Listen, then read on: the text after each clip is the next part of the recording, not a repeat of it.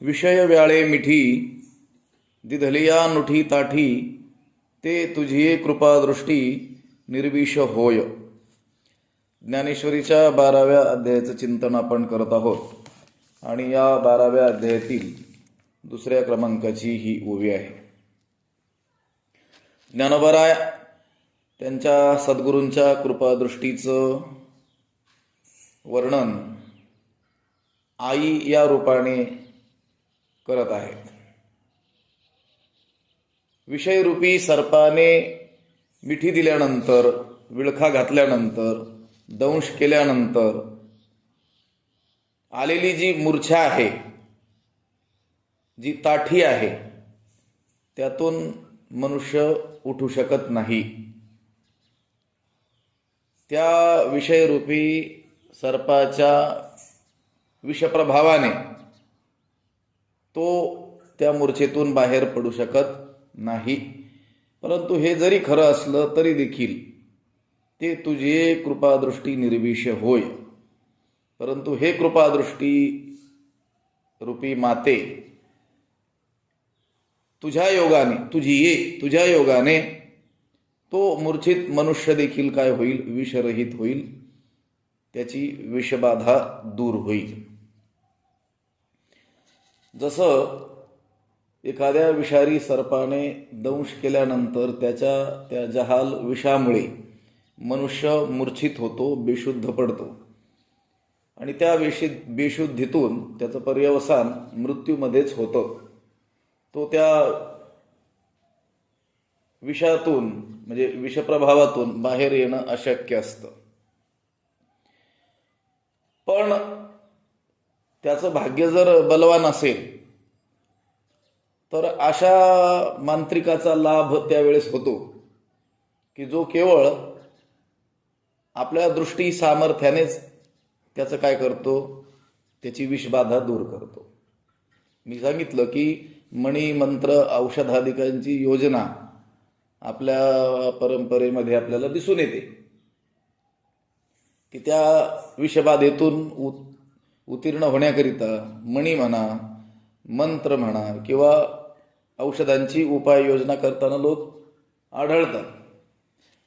परंतु एखादा मनुष्य त्यामध्ये इतका निष्णात असू शकतो की केवळ दृष्टीनंच ज्याला विषबाधा झालेली आहे त्या मनुष्याकडे केवळ कटाक्ष टाकल्याने, केवळ पाहिल्याने देखील त्या विषाचा प्रभाव काय होतो? दूर होतो. असे मांत्रिक आतापर्यंत या जगामध्ये होते. तेवढे सामर्थ्यवान लोक या जगामध्ये होते. केवळ पाहिल्याने त्या विषबाधा झालेल्या व्यक्तीच्या डोळ्यामध्ये त्या व्यक्तीनं पाहिलं तरी देखील ते विष उतरत होतं. हे जसं त्याचप्रमाणे विषयरूपी जो सर्प आहे, व्याल आहे, त्याने जीवाला विळखा टाकल्यानंतर तो जीव देखील काय होतो? मूर्छितच होतो. जसं मूर्छित झालेल्या व्यक्तीला म्हणजे बेशुद्ध पडलेल्या व्यक्तीला बाहेरच्या कोणत्याही घटनांची जाणीव नसते. तो शुद्धीवरच नसतो. त्याला बाह्य कोणतंही ज्ञान होत नाही, बाह्य जाणीवा त्याला होत नाहीत. अगदी त्याचप्रमाणे विषयामध्ये गुरफटलेला जो जीव आहे त्याला आपल्या खऱ्या आत्मस्वरूपाचं ज्ञान होणं शक्य नाही. कारण त्याची सर्व वृत्ती ही विषयाकार झालेली आहे. त्याच्या अंतःकरणाच्या सर्व वृत्ती या कशाकडे धावत आहेत? विषयाकडे धावत आहेत. विषयांचंच काय करत आहेत? चिंतन करत आहेत. विषयासंबंधित विचार तो करतो आहे. त्याच्या अंतःकरणामध्ये विषयाविषयीच काय आहे? पूर्णपणे गोडी आहे. आणि मग विषय जर त्याला आवडत असतील तर त्याला देव कसा आवडेल किंवा आत्मस्वरूपासंबंधी तो विचार कसा काय करू शकेल? अहो, आता जर आपण इथं ज्ञानेश्वरीचं श्रवण करायला प्रवृत्त झालेलो असू आणि आपल्या अंतःकरणामध्ये व्यावहारिक कार्याविषयी जर चिंतन चालू असेल तर हे श्रवण सुद्धा नीट जर घडू शकत नसेल तर मग अंतःकरणात विषयाविषयी तीव्र आसक्ती असताना आपल्या आत्मस्वरूपाचा विचार तो मनुष्य कसा काय करू शकेल? विषय तो त्यांचा झाला नारायण नावडे जन धन माता पिता, हे जे संतांसंबंधी बोललं जातं त्यांना आता एका देवाशिवाय काही आवडतच नाही आहे. त्यांच्या सर्व इंद्रिय वृत्तींचा अंतकरण वृत्तीचा विषयच काय झालेला आहे? परमात्मा झालेला आहे. सततच ते त्या आत्मस्वरूपामध्ये काय आहेत? निमग्न आहेत. का निमग्न आहेत? कारण त्यांना आता या जगासंबंधी विचार करण्याची आवश्यकता वाटत नाही. या जगताचं खरं स्वरूप, विषयाचं अंतरंग त्यांनी काय केलेलं आहे? जाणलेलं आहे. हे विषय विचार करण्यायोग्य किंवा आसक्ती धरण्यायोग्य, संपादन करण्यायोग्य, रममाण होण्यायोग्य नाहीतच. हे त्यांनी जाणलेलं असल्यामुळं त्यांच्या अंतःकरणात विषयाविषयी विचारच नाही, म्हणून ते आत्मस्वरूपाचा काय करू शकतात? विचार करू शकतात. पण विषयाची आसक्ती असलेला जो जीव आहे तो आत्मस्वरूपासंबंधी विचार करू शकत नाही. आत्मस्वरूपाचा त्याला काय पडतो? विसर पडतो. आणि ज्याप्रमाणे विषबाधा झालेल्या व्यक्तीला पूर्ण विपरीत ज्ञान होत असतात, तसं विषयामध्ये आसक्त असलेल्या जीवाला देखील विपरीतच काय होत असतात? ज्ञान होत असतात. जसं विषारी सर्पाने दंश केलेला मनुष्य, त्याला जर आपण कडुनिंबाचा पाला खावयास दिला तर त्याला काय लागतो? तो गोड लागतो. आणि त्याला जर गुळ खायला दिला तर कसा लागतो? कडू लागतो. विषय विषयाचा पडीपाडू, गोडू परमार्थ लागे कडू, कडू विषय तो गोडू जीवासी जाहला. कडू विषय तो गोड वाटू लागला कोणाला? जीवाला. आणि खरोखर गोड असलेला जो परमात्मा आहे, गोड तुझे नाम, गोड गोड तुझे रूप, गोड तुझे नाम, ज्याचं रूपही गोड आहे, नावही गोड आहे, ज्याचं चरित्रही गोड आहे, ते मात्र कसं वाटू लागलं? गोडू परमार्थ लागे कडू. गोड परमार्थ कडू लागू लागतो आणि कडू विषय तो कसा लागू लागतो? गोड लागू लागतो. ज्याप्रमाणे मी पुन्हा पुन्हा उच्चारण करतो आहे, विषबाधा झालेल्या मनुष्याला त्याला झालेला विषप्रभाव कमी झालाय की काय हे तपासण्यासाठी लोक काय करायचे? त्याला कडुनिंबाचा पाला खावयास द्यायचे. जर आता त्याला तो अजूनही गोडच वाटत असेल तर समजायचं अजून त्याचं विष उतरलेलं नाही. कडुनिंबाचा पाला त्याला कडू लागू लागला, जसं इतर सामान्य लोकांनाही कडू लागतो, तर मग समजायचं याचा विषप्रभाव कमी झाले, विषबाधेतून तो उत्तीर्ण झालेला आहे. गुळ खावायला दिला आणि तो कडू वाटू लागला तर समजायचं अजून विषबाधा आहे. गुळ कसा लागला पाहिजे? कारण तो काय आहे? गोड आहे. कडुनिंबाचा पाला कसा लागला पाहिजे? कडू, कारण तो कसा आहे? कडू. पण विषबाधा झालेल्या व्यक्तीला कडुनिंबाचा पाला कसा लागतो? गोड. आणि गोड गुळ कसा लागतो? कडू.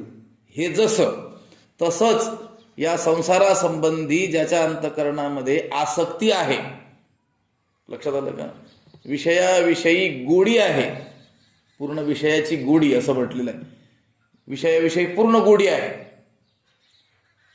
त्या व्यक्तीला आत्मस्वरूपासंबंधी विचार करणं शक्य नाही.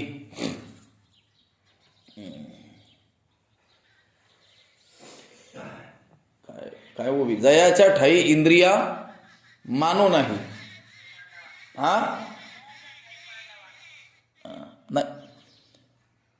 नाही 6व्या अध्यायात काय उभी असेल?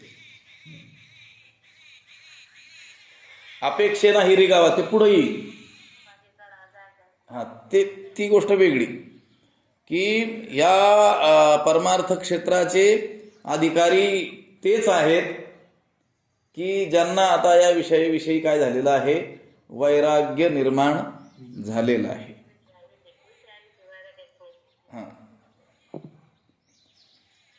विषयांचं खरं स्वरूप ज्यांनी जाणलेलं आहे आणि आता ते विषय ज्यांना आवडेनासे झालेले आहेत, तोच आता काय होऊ शकतो? या परमार्थाचा अधिकारी होऊ शकतो. तोच या परमार्थ मार्गाचा काय आहे? अधिकारी आहे. गोष्ट काय आहे की विषयासक्त जीवाला आत्मस्वरूपासंबंधी विचार करता येणं शक्य नाही. कारण आत्मस्वरूपासंबंधीचा, परमात्म्यासंबंधीचा, भगवंतासंबंधीचा विचार त्याच्याने शक्यच नाही आहे. त्याला त्या संबंधी रुचीच नाही आहे, त्याला त्या संबंधी गोडीच नाही आहे.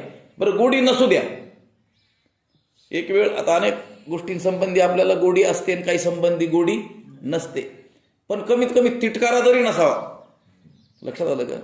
परंतु अनेकांना त्यांच्या जीवनामध्ये आपल्याला दिसून येतं की या श्रेष्ठ अशा परमार्थ मार्गाविषयी देखील काय आहे, तिटकारा आहे. समजायचं यांना विषयरूपी सर्पाने चांगलीच मिठी दिलेली आहे. लक्षात आलं का? ताठी नुठी त्यांना जी मूर्छा आलेली आहे त्यातून ते बाहेर निघणं शक्यच नाही. कुठपर्यंत? जोपर्यंत त्यांच्यावरती गुरूंची कृपादृष्टी पडत नाही तोपर्यंत. पण गुरूंची कृपादृष्टी जर त्यांच्या वरती पडेल तर त्या विषयरूपी सर्पाने दंश केल्यानंतर विषबाधा झालेल्या त्या जीवाला बाहेर निघणं काय आहे, शक्य आहे. दुर्लभो विषय त्यागो दुर्लभम तत्वदर्शनम. उपनिषदामध्ये असं म्हटलेलं आहे की जीवाकडून विषय त्याग हा अतिशय दुर्लभ आहे. विषय त्याग होणं, विषयाविषयी वैराग्य त्याच्या मनामध्ये निर्माण होणं ही जीवासंबंधी जरा दुर्लभच अशी गोष्ट आहे.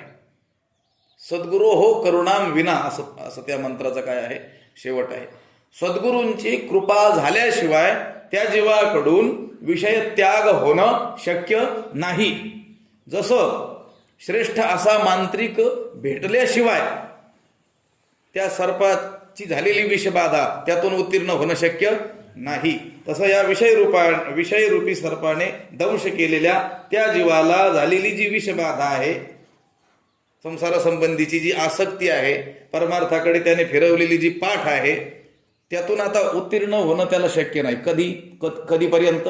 जोपर्यंत त्याला श्रेष्ठ असे सद्गुरू भेटत नाहीत तोपर्यंत, आणि त्या श्रेष्ठ अशा सद्गुरूंचीही कृपा जोपर्यंत त्या जीवावर होत नाही तोपर्यंत. पण जर त्याच्या पूर्वपुण्याईनं, ईश्वराच्या अनुग्रहाने त्याला जर असे श्रेष्ठ सद्गुरू प्राप्त झाले त्या जीवाला, तर त्या जीवाला विषयरूपी सर्पाने दंश केल्यानंतर आलेली जी मूर्छा आहे त्यातून उत्तीर्ण होणं काय आहे, शक्य आहे. ते तुझी कृपादृष्टी निर्विष होय. नाथ महाराजांनी एकनाथी भागवताच्या आरंभी जे मंगल केलेलं आहे, नमन केलेलं आहे, त्यामध्ये आपल्या श्रीगुरु जनार्दन स्वामीजींचं त्यांनी काय केलेलं आहे, वर्णन केलेलं आहे. ते वर्णन करताना त्यांनी आपल्या श्रीगुरूंना ओम नमो सद्गुरु धन्वंतरी ज्याची दृष्टीची निरुजा करी असं म्हटलेलं आहे. आमचे सद्गुरु जनार्दन स्वामी हे कोण आहेत? हे धन्वंतरी आहेत, सामान्य वैद्य नाहीत. तर हे वैद्य लोक ज्याची पूजा करतात त्याला काय म्हणतात, धन्वंतरी. आमचे सद्गुरु धन्वंतरी आहेत. काय सामर्थ्य आहे त्यांच्यामध्ये? ज्यांची दृष्टीची निरुजा करी. त्यांनी कृपा कटाक्ष एखाद्या जीवावर टाकला तर त्या जीवाला झालेली विषयरूपी सर्पाने दंश केल्यानंतरची जी विषबाधा आहे त्यातून तो तात्काळ काय होतो, निवृत्त होतो, उत्तीर्ण होतो. संत हे खरं तर वैद्यच आहेत. लक्षात आलं का? वैद्याचं काम काय असतं? आपल्याला प्राप्त झालेला रोग दूर करून त्या रोग प्रभावाने शरीराची शक्ती जी क्षीण झालेली आहे ती पूर्ववत करून देणं हे श्रेष्ठ वैद्याचं काय असतं, काम असतं. केवळ रोगातून उत्तीर्ण करणं एवढंच नाही, तर त्या रोगामुळं जी क्षती शरीराला निर्माण झालेली आहे, जी हानी झालेली आहे, त्याची जी शारीरिक जी शक्ती आहे ती जी क्षीण झालेली आहे ती पुन्हा काय करून देणं, पूर्ववत करून देणं, हे जसं कुशल वैद्याचं काय आहे, कर्तव्य आहे, तसं संत हेही काय आहेत, वैद्य आहेत. पण तुकाराम महाराज म्हणतात आम्ही असे वैद्य नाहीत बरं का आजकालच्या या डॉक्टरांसारखे. न हो, आम्ही वैद्य अर्थाचे भुकेले, भले द्यावे पाले भलते असे.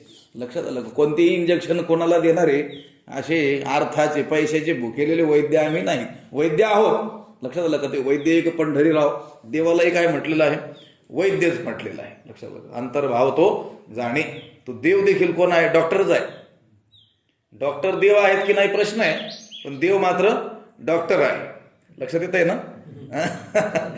हे डॉक्टर लोक संत आहेत की नाही माहीत नाही, पण संत मात्र डॉक्टरच आहेत.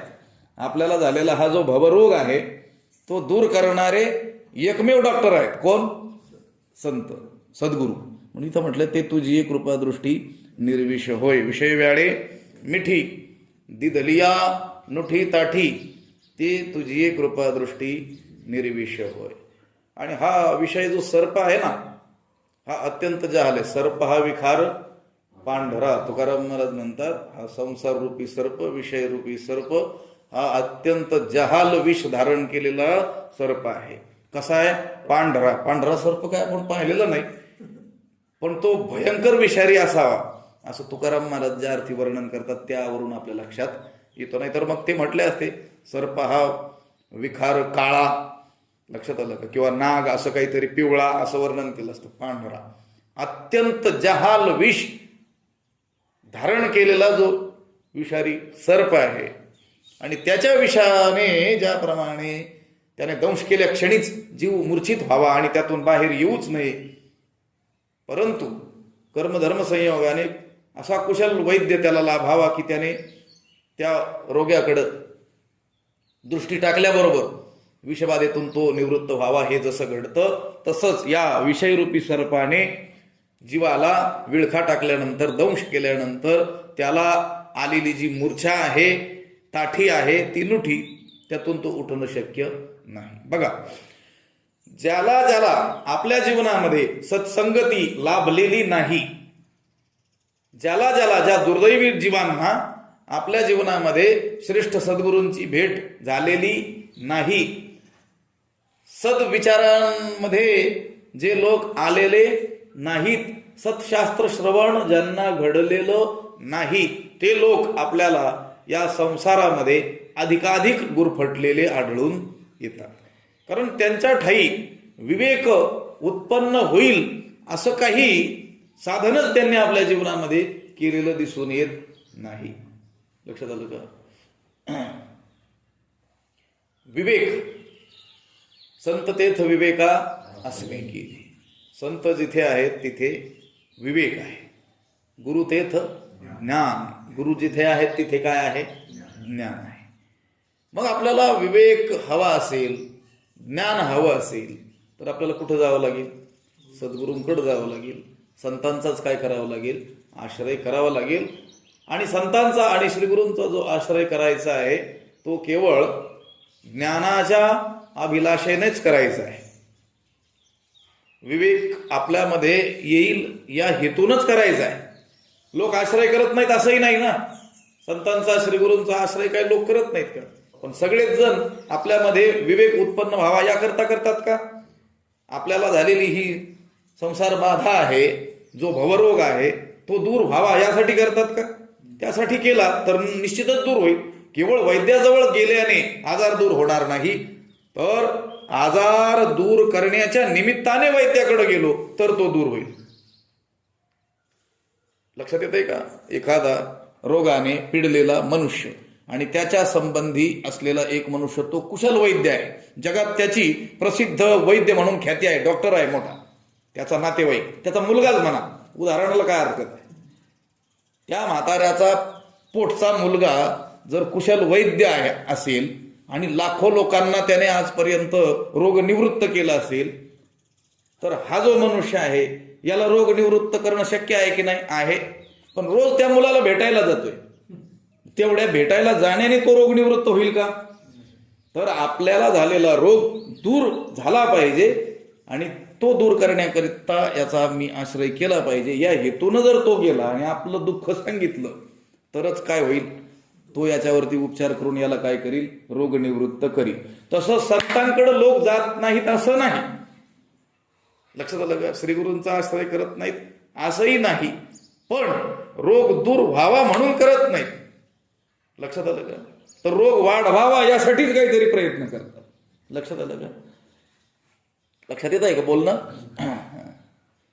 या संसाराने याने मग भोगविल्या खाणी याने आतापर्यंत मला भयंकर भ्रमण करायला लावलेलं आहे, अनेक जन्म घेऊन याने मला मारलेला आहे, प्रचंड पीडा मला दिलेली आहे. आता मला यातून उत्तीर्ण झालं पाहिजे आणि त्याला एकच उपाय आहे, श्रीगुरूंचा आश्रय करणं, संतांचा आश्रय करणं. हे लक्षात घेऊन मग जर संतांचा आश्रय केला तर भवरोग काय होईल, दूर होईल, यात शंका नाही. पण आपण संतांचा आणि श्रीगुरूंचा जो आश्रय करतो तो कशाकरिता करतो? संसार बाधेतून उत्तीर्ण होण्याकरिता करतोत का अजूनच बाधा होण्याकरिता करतोत? द्या अजून काहीतरी आम्हाला, लक्षात आलं. ते तुझी कृपादृष्टी निर्विष होय, विषय वेळे मिठी दिधलिया नुठी ताठी, ते तुझी कृपादृष्टी निर्विष होय.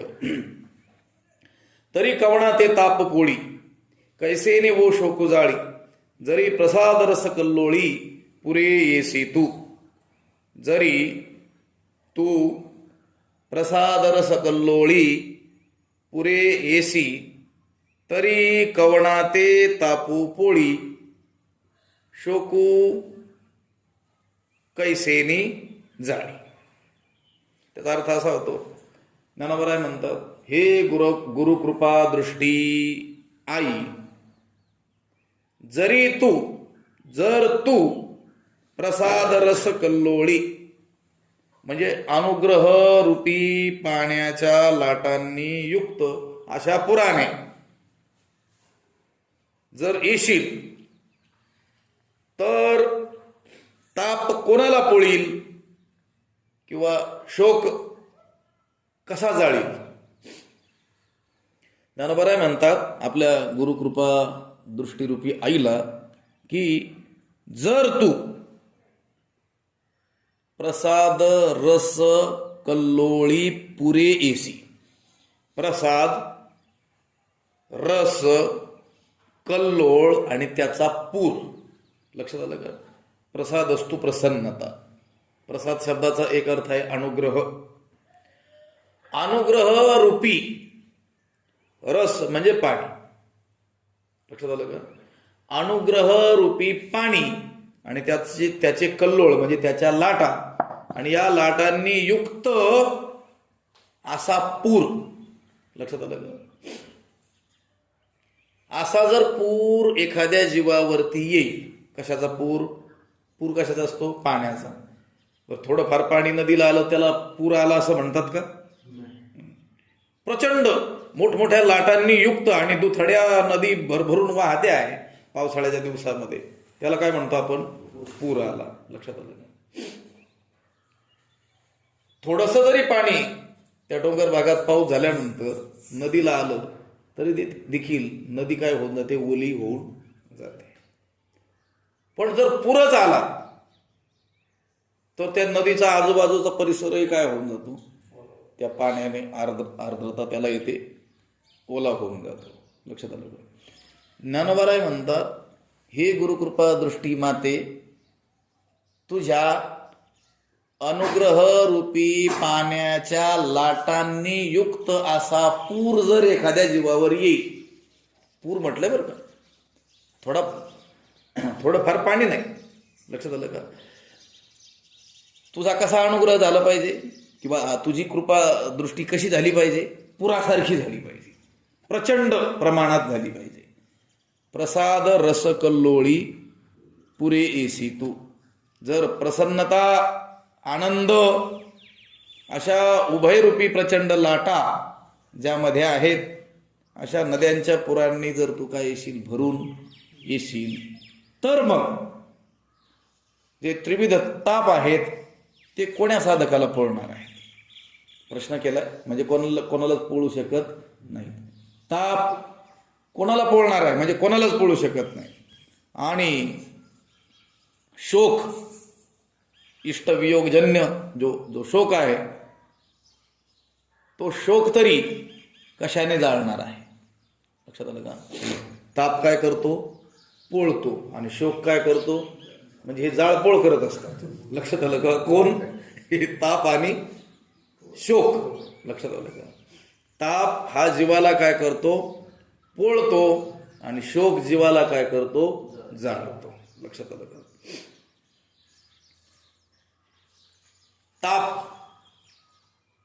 ताप म्हणजे दुःख. लक्षात आलं का? ताप शब्दाचा अर्थ काय? दुःख आहे. पण या तापाचे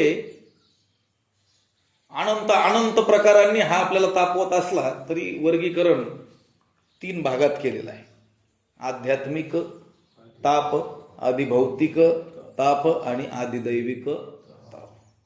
जीवाला जन्मल्यापासून मरेपर्यंत अनंत यातना भोगाव्या लागतात. जन्मल्यापासून म्हणजे गर्भावस्थेत आल्यापासूनच. कारण काय सांगू, गर्भीची यातना त्या गर्भावस्थेपासून तर त्याच्या देहाच्या अंतकाळापर्यंत एक टप्पा झाला, पुन्हा दुसऱ्या गर्भावस्थेत जावंच लागतं. जे अनेक प्रकारचे काय भोगावे लागतात? दुःख भोगावे लागतात. त्या अनंत दुःखांचं वर्गीकरण 3 प्रकारामध्ये केलेलं आहे. त्याला आध्यात्मिक ताप म्हणतात, त्यालाच काय म्हणतात? आधी भौतिक ताप म्हणतात, आणि त्याला आधी दैविक ताप असं म्हणतात. मग कोणत्या तापाला आध्यात्मिक ताप म्हणतात, कोणत्या तापाला आधी भौतिक ताप म्हणतात, आणि कोणत्या तापाला आधी दैविक ताप म्हणतात, याचा विचार त्या वेदांताच्या ग्रंथाच्या आरंभीच केलेला आहे. विचारसागरामध्ये सुरुवातीलाच आपण पाहून आलो. निळोबारायांनी एका अभंगामध्ये या 3ही तापांचा काय केलेला आहे? उल्लेख केलेला आहे. जणू काही त्या तापांच्या त्या काय आहेत? व्याख्याच केलेल्या आपल्याला आढळून येतात. ते म्हणतात, त्याची सुरुवात त्यांनी आधी भौतिक ताप, आध्यात्मिक ताप आणि आधी दैविक ताप अशी केलेली आहे. ते म्हणतात, भूती उपद्रव दिधला. कारण त्या अभंगाची सुरुवात अशी आहे, भूती उपद्रव दिधला, ताडीला अथवा निस्तेजीला, तेणे चित्ती दाहो झाला, आधी भौतिक बोलिला तो ताप. भूती अन्य भूतांनी म्हणजे प्राणीमात्रांनी काय दिला? उपद्रव दिला. प्राणीमात्र हे उपद्रव देणार. कीट, मुंगी, विंचू, सर्प, हे तर जाऊ द्या, दुसरी माणसं. लक्षात आलं का? ते काय करणार? उपद्रव देणार, त्रास देणार.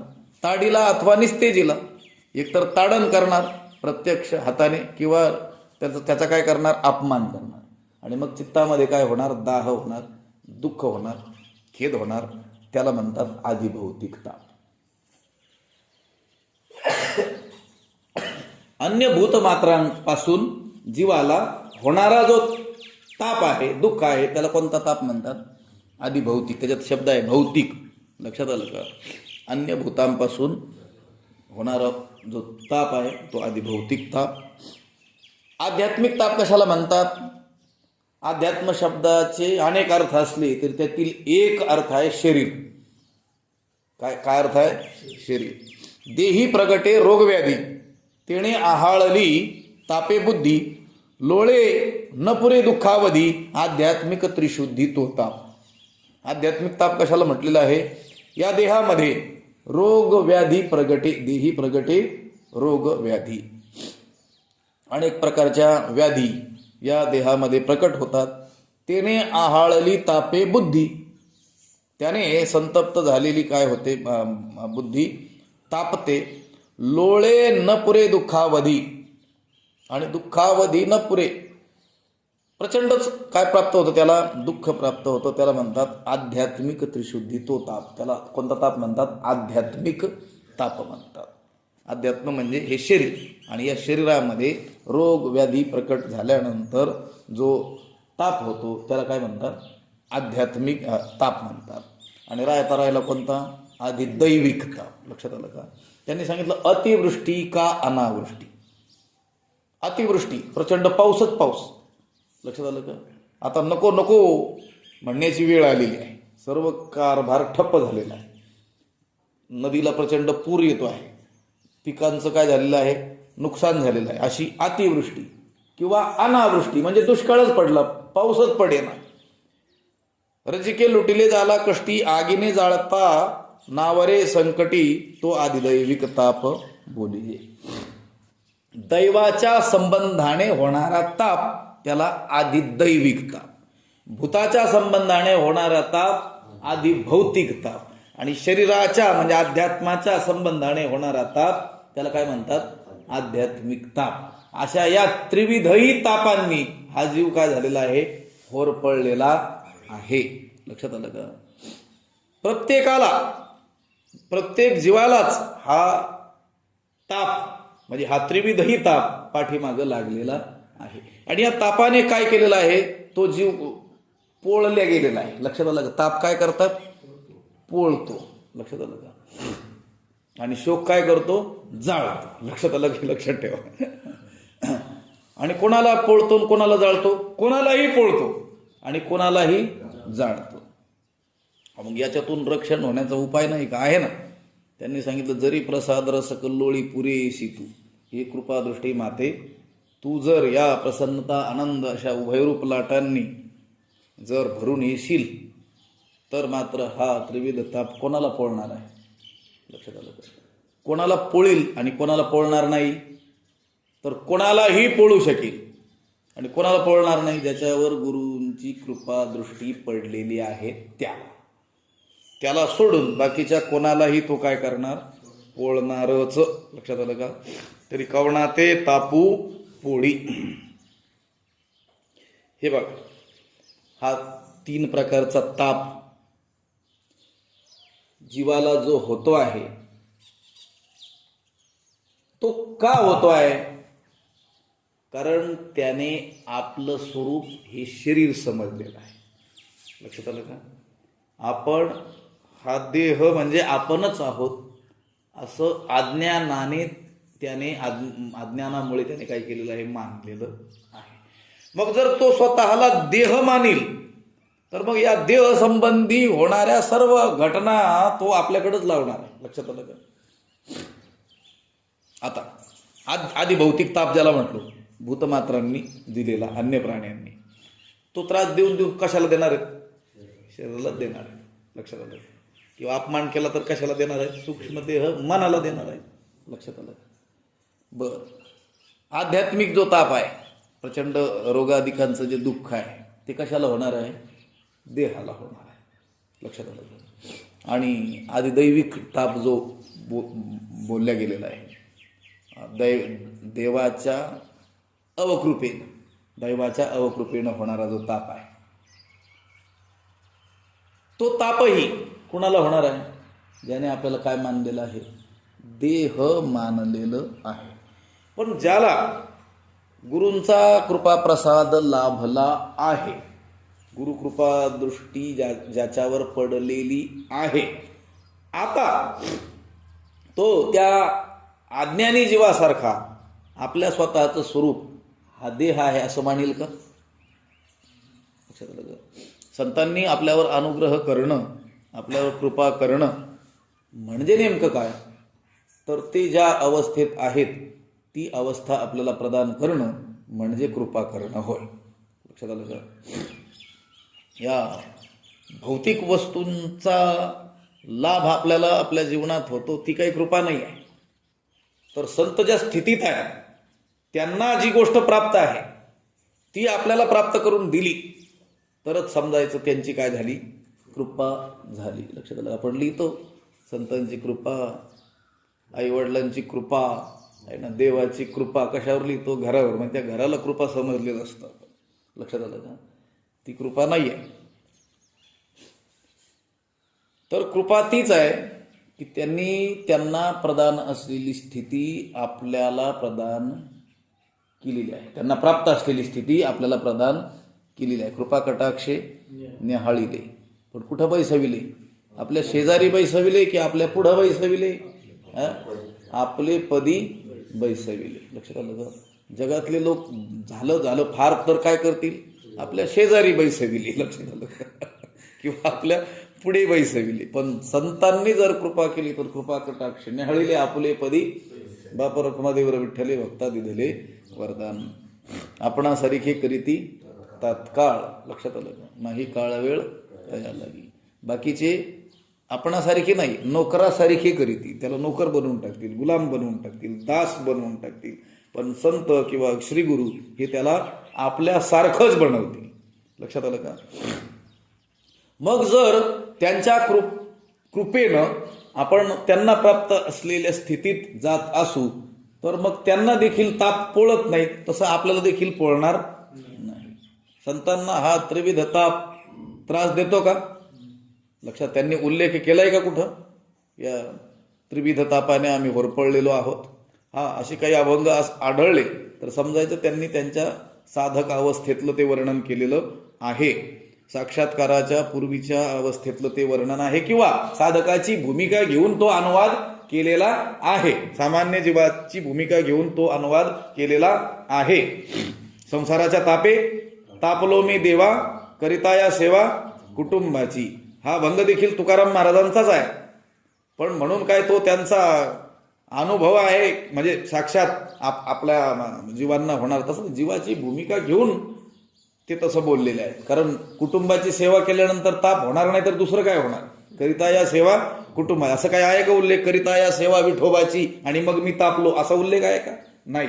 संसाराच्या तापे तापलो पण कुटुंबाची सेवा करत असल्यामुळे.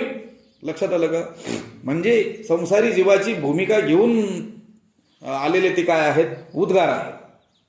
मला सांगायचंय हा ताप संतांना पोळू शकत नाही, श्रीगुरूंना पोळू शकत नाही. त्याचप्रमाणे त्या संतांचा अनुग्रह ज्यावर झालेला आहे, संतांचा कृपा प्रसाद ज्याला प्राप्त झालेला आहे त्याला देखील हा ताप पोळू शकत. त्रिविध तापाची झाली बोळवण देखिल्या चरण वैष्णवांचे. जर संतांचे चरण कमळ आपण पाहिले तर आपल्याला त्रिविध ताप जो प्राप्त आहे त्याची काय होणार? बोळवण. बोळवण बोळवण शब्द आहे की नाही? मराठी भाषेमध्ये प्रचलित आहे ना. कोणाची बोळवण करतात? हां, लक्षात आलं का? एकदा काही तिला अनुकूल आवडणाऱ्या अशा भेटवस्तू प्रदान केलं की बोळवण जा बाबा एकदाच. लक्षात आलं का? तशी बोळवण होईल कुणाची? त्रिविध तापांची. त्या त्रिविध तापांना वाटच लावल्या जाईल. लक्षात आलं का? कधी? देखिल्या चरण वैष्णवांची. जर त्यांच्या केवळ चरण दर्शन मात्राने त्रिविध तापाची बोळवण होत असेल तर ज्यांच्या चरण दर्शनाने ती बोळवण होते एवढं सामर्थ्य ज्यांच्या ठाई आहे त्यांना त्रिविध ताप कसे काय तापवतील? त्यांनाही तापवणार नाहीत. आणि त्यांचा अनुग्रह ज्यांच्यावर होतो, त्यांचा प्रसाद ज्यांना लाभतो त्यांनाही ते तापवू शकणार नाही. म्हणून ज्ञानोबांनी प्रश्नच केला, तरी कवणा ते ताप पोळी? सांगा बरं, हे ताप कोणाला पोळतील? कसे काय पोळतील असं त्यांना म्हणायचंय. पोळूच शकत नाहीत असा त्याचा अर्थ आहे. जरी प्रसाद रस कल्लोळी पुरे एसी तू. प्रसाद शब्दाचा एक अर्थ अनुग्रह असा केलेला आहे आणि अनुग्रह शब्दाचाच अर्थ आहे अनु म्हणजे पश्चात, ग्रह गृह्णाती स्वीकारतो. लक्षात आलं का? तो जो ते जे श्रीगुरू आहेत, ते जे संत महापुरुष आहेत त्यांचा अनुग्रह होतो म्हणजे काय? तर ते त्या जीवाला आपलंसं करतात, त्याला म्हणायचं अनुग्रह. लोकांमध्ये अनुग्रह शब्दाचं प्रचलित अर्थ विचित्रच आहे. आम्हाला अनुग्रह दिला म्हणतात. ती देण्याची वस्तू थोडीच आहे.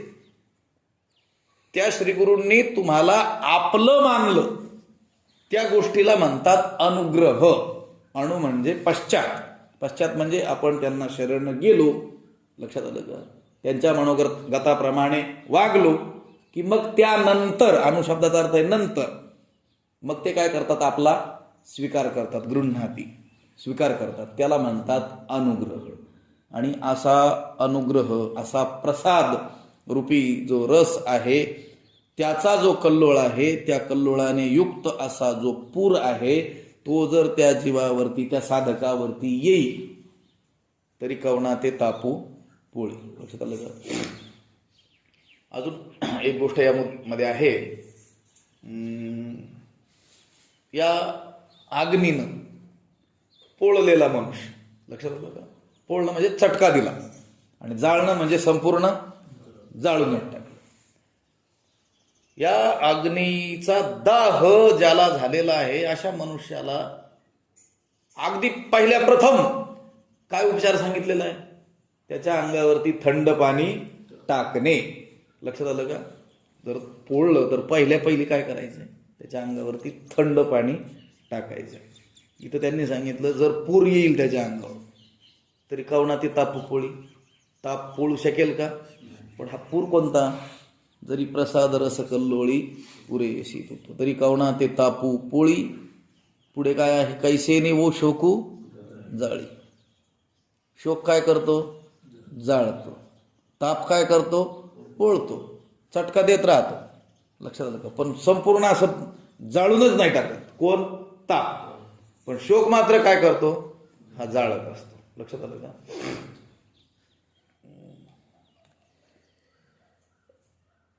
हा, शोकस्थान सहस्राणी भयस्थान शतानीच दिवसे दिवसे मूढम आविशंती न पंडितम. महाभारतामध्ये असं म्हटलेलं आहे की मूर्खांना म्हणजे अज्ञान्यांना, सामान्यांना शोकाचे हजारो स्थानं आहेत. कशाचाही शोक होतो. लक्षात आलं का? ज्याचा शोक करूच नये अशाही गोष्टीचा काय करतात लोक? शोक करतात. शोकस्थान सहस्राणी आणि भयस्थान शतानीच. आणि ज्याची भीती बाळगावा असे शेकडो स्थान आहेत. कोणाला? मूर्खांना, अज्ञान्यांना, आडाण्यांना, अविवेकी लोकांना, अविचारी लोकांना. शोकाचे किती स्थान आहेत? हजारो. आणि भयाचे किती स्थान आहेत? शेकडो. लक्षात आलं का? खरं तर कसलं भयही नसलं पाहिजे आणि कसला शोकही नसला पाहिजे. परंतु त्यांनी सांगितलं दिवसे दिवसे मूढम आविशंती. रोज रोज हे मूढ लोक, मूर्ख लोक हजारो गोष्टींनी शोकग्रस्त होतात आणि शेकडो गोष्टींचं नाहकच काय बाळगतात? मनामध्ये भय बाळगतात. पण न पंडितम, मूढम आविशंती, मूर्ख लोक त्यामध्ये ग्रस्त होतात. पण पंडितम न, ज्ञानी मनुष्य मात्र त्या शोकातही पडत नाही आणि त्या कशाची भीतीही काय करत नाही, बाळगत. लक्षात आलं का? प्रत्येक जीवच काय आहे? शोकग्रस्त आहे. लक्षात आलं का? शोक कशाने होतो? त्यांनी सांगितलं की शोक शब्दाचा अर्थच आहे की इष्टवियोगजन्य. जे आपल्याला अनुकूल वाटतं, सुखकारक वाटतं, ज्याच्याविषयी सुखबुद्धी आपली आहे, त्याचा वियोग आपल्याला झाला की काय होतो? शोक होतो. आता सरळ सरळ दोन व्याख्या इथं करू. ताप कशाला म्हणायचं? शोक कशाला म्हणायचं? जे प्रतिकूल आहे त्याचा संयोग झाला की त्याला म्हणायचं ताप. त्याने होतो ताप. कशाने ताप होतो? प्रतिकूल. जे दुःखकारक आहे, नको असं वाटतंय, त्याची भेट झाली की काय होतो? लोकांना माझ्या डोक्याला फार ताप झाला, आज तो भेटला म्हणजे. लक्षात आलं? अनिष्ट संयोगजन्य ताप. आणि शोक कशाला म्हणतात? जी गोष्ट आपल्यापासून दूर जाऊच नये तिचा वियोग झाला की माणसाला काय होतो? शोक होतो. लक्षात आलं का? त्या अर्जुनाला देखील काय झाला होता? शोकच झाला होता. त्याला भय वाटत होता ते ही मरतील. लक्षात आलं का? या इष्टांचा मला काय होईल? वियोग होईल. म्हणून त्याला काय झालं? शोक आहे ना. आणि तो शोक दूर करण्याकरिता तर मग हा सर्व प्रपंच पुढं ग्रंथाचा भगवंताला आरंभावा लागला.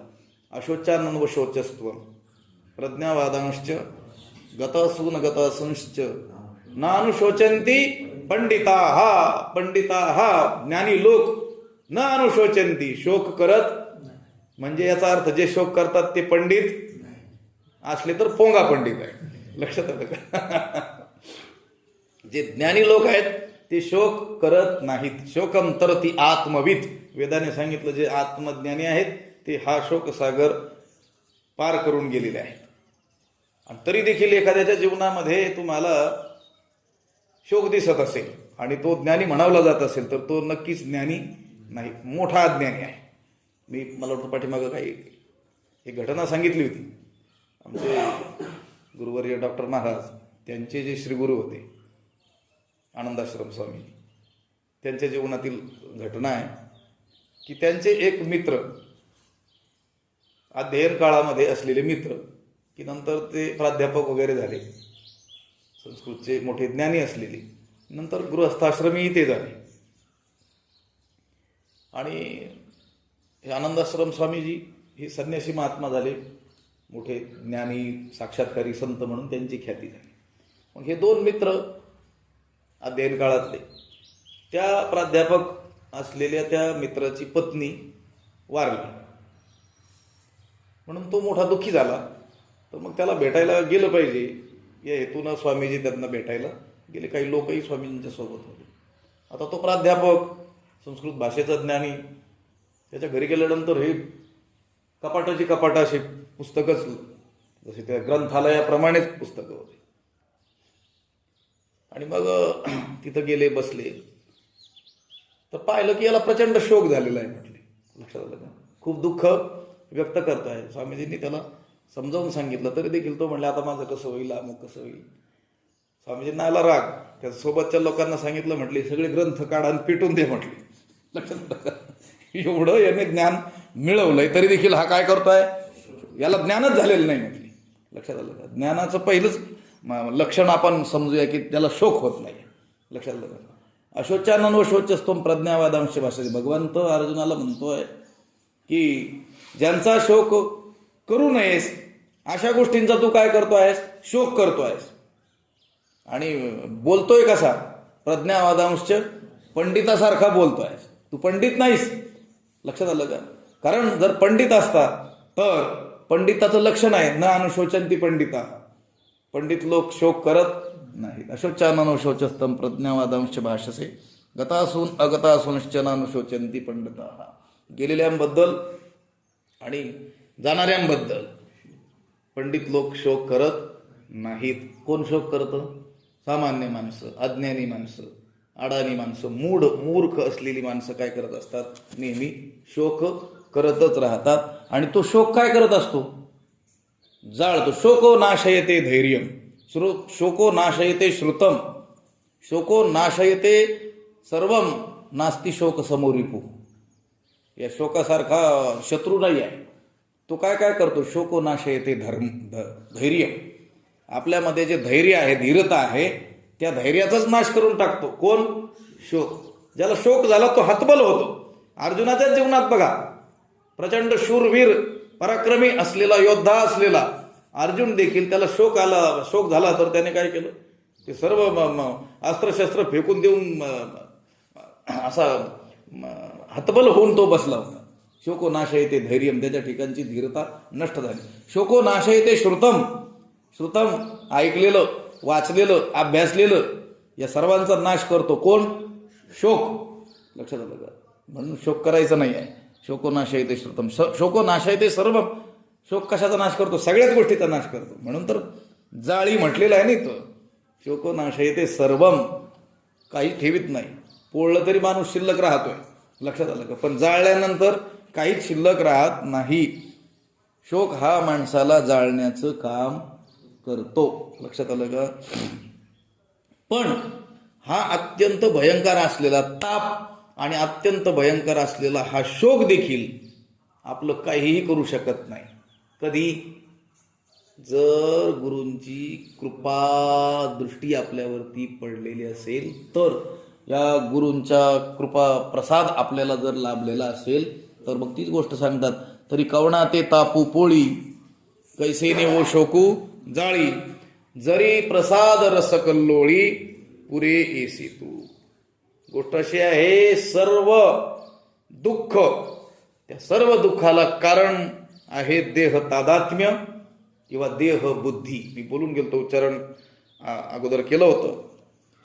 एरवी तरी सहजे सुख दुःख तैजी सेविजे, देह जळी होईजे मा सोळीजे.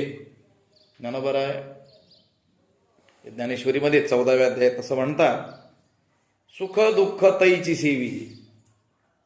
सुखी दुःखी तोच होतो. सुखदुःखाचं सेवन त्याच्याकडूनच घडतं जे देहजळी होईजे मासोळीजे. देहरूपी जळामध्ये जे मासोळी झाली आहे. मासोळी, मासा हा कुठं राहतो, नेहमी पाण्यामध्ये. पाण्या वाचून राहू शकतो का, नाही. त्याचं जीवन म्हणजेच काय आहे, पाणी आहे. लक्षात आलं का. पाण्याशिवाय तो राहूच शकत नाही. तसं ज्याची बुद्धी देहाच्या वरती काही विचारच करू शकत नाही, जे देहखंडानाम आत्मा ईश्वर पाषाण प्रतिमा यया परवती प्रमा ढळोची नेणे, ढळतच नाही. लक्षात आलं? गाडी पुढं ढळतच नाही त्याची, त्याला ती त्या सीमेच्या त्या हद्दीच्या पुढे जातच नाही. त्याची विचार करण्याची हद्द कुठपर्यंत आहे? देह. कोणताही विचार केला तर कशा संबंधी विचार? देहासंबंधीच. लक्षात आलं का?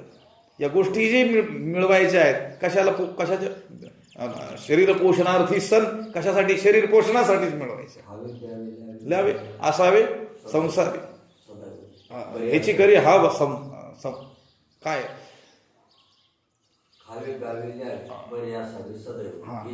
हाव संसारी. संसारी जीव हीच हाव करणार आहे. खावं प्यावं ल्यावं. लक्षात आलं का? चांगलं खायला पाहिजे, चांगलं प्यायला पाहिजे, आणि लिहायला म्हणजे वस्त्राधिक, राहायलाही चांगलं काय असलं पाहिजे, घर असलं पाहिजे. हा समस्त जो विचार तो सामान्य जीव करतोय. कशाला धरून करतोय? देहालाच धरून करतोय. देह माझं स्वरूप आहे हे धरूनच तो करतोय. आणि देह हे माझं स्वरूप असं म्हटलं रे म्हटलं की अनर्थाची परंपरा त्याच्या पाठीमागं आलीच आली. लक्षात आलं का? परंतु या श्रीगुरूंची कृपा जर आपल्यावरती होईल तर आपली काय होईल? देहबुद्धी नष्ट होईल. कारण ते आपल्याला काय प्रदान करणार? आत्मस्वरूपाचं ज्ञान प्रदान करणार. आपण कोण आहोत याची जाणीव ते आपल्याला करून देणार. हा त्यांचा अनुग्रह आहे, हाच त्यांचा कृपा प्रसाद आहे. लक्षात आलं का? संतांचा कृपा प्रसाद दुसरा तिसरा या भौतिक गोष्टी वाढवणं हा नाही आहे, तर त्या जीवाला आपल्या वास्तविक स्वरूपाची जाणीव होणं हा संतांचा खरा काय आहे? प्रसाद आहे. ही संतांची श्रीगुरूंची खरी काय आहे? कृपा आहे. आणि अशा प्रसाद रस कल्लोळी पुरे, म्हणजे ही प्रसन्नता आनंद अशा प्रचंड लाटांनी युक्त अशी जी नदी आहे ती जर पुराने भरून येईल, म्हणजे त्या संतांची पूर्ण कृपा आपल्यावर होईल, तर मग कवना ते तापू पोळी कैसे नेवो शोको जाळी. पूर्ण केला पूर्ण केला पूर्ण केला मनोरथ. लक्षात. घरा आले घरा आले घरा आले कृपाळू, सांभाळिले सांभाळिले सांभाळिले अनाथा, केला निळा केला निळा केला निळा पावन. अशी स्थिती प्राप्त होईल कधी? श्रीगुरूंची पूर्ण कृपा आपल्यावर होईल तेव्हा. आणि तशी कृपा आपल्यावरती झाली, जीवावरती झाली, तर मग कवना ते तापू पोळी. हे बघा, एखाद्या सामान्य व्यक्तीला, एखाद्या बलवान व्यक्तीचा आश्रय लाभला. लक्षात आलं का? एकदम सामान्य मनुष्य की ज्याचा कोणीही अपमान करताय, कोणीही त्याला त्रस्त करताय, कोणीही त्रास देत आहे. लक्षात आलं का? पण कर्मधर्म संयोगाने त्याला जगातील प्रचंड बलवान माणसाचा आश्रय लाभला. समर्थाची धरिली कास आता नाश कशाचा. लक्षात. तुकाराम महाराज म्हणतात आम्ही समर्थाची कास धरलेली आहे, त्यामुळे आता आमचा नाश होण्याची आम्हाला भीती नाही. तसं तो सामान्य मनुष्य की ज्याचा पदोपदी कुणीही अवमान करावा, अपमान करावा, त्याला त्रास द्यावा, त्याला जर प्रचंड बलवान माणसाचा आश्रय लाभला तर त्याचे उद्गार काय असतात? आता माझं कोण काय करू शकतंय. लक्षात आलं का? कोण मला त्रास देऊ शकतो. तसंच ज्ञानोबराय म्हणतात तरी कवना ते तापू पोळी. हे ताप कोणाला पोळणार आहे? आणि कैसेने वो शोकू जाळी. हा जो शोक आहे हा कोणाला जाळी? म्हणजे जाळू शकत नाही. पण कधी? जरी प्रसाद रस कल्लोळी पुरेशी. आता त्याच माणसाचं जे उदाहरण आपण घेतलं तेच उदाहरण परत घ्या. त्याला कोणाचाही आश्रय लाभलेला नाही. तो शक्तिहीन, बलहीन, धनहीन असा मनुष्य आहे. आणि तो जर चौकामध्ये उभा राहून असं म्हणेल कोण माझं काय करतंय बघू, जमेल का तसं? येऊन बदा बदा मारतील की त्याला. लक्षात आलं का? पण त्याच माणसाला जर आश्रय लाभलेला असेल तर तो छातीवर हात ठेवून काय करू शकतो?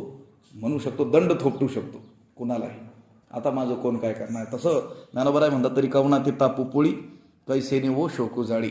हे ताप, त्रिविध ताप कोणाला पोळणार आहे? आणि कैसेने वो शोकू जाळी.